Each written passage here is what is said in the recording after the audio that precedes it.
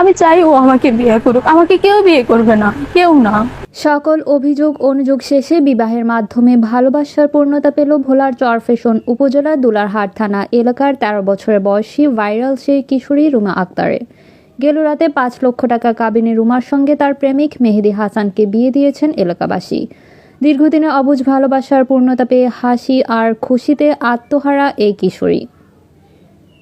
এর আগে গেল 16 জুন আপন মামাতো ভাই মেহেদী হাসানের বিরুদ্ধে প্রেমের প্রলোভনে একাধিকবার শারীরিক সম্পর্কে অভিযোগ তুলে বিভিন্ন গণমাধ্যমে কথা বলেছেন 13 বছরের এই কিশোরী।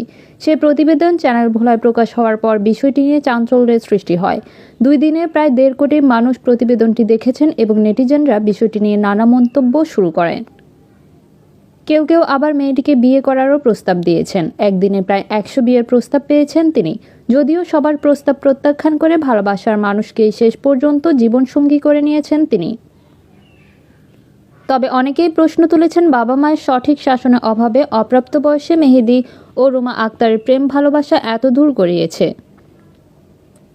স্থানীয়রা বলছেন রুমা আক্তার নামের এই কিশোরীর আর্তনাদে মন গলেছে এলাকাবাসীর।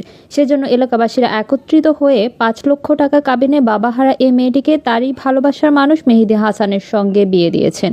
এতে এলাকাবাসীও ভীষণ খুশি। আর আজকে হয়েছে মাহফুজা আক্তার, পপি, চ্যানেল ভোলা। মেডিকেল রিপোর্ট ছিল, ওইটা নিয়ে ওর বাসায় যাইতে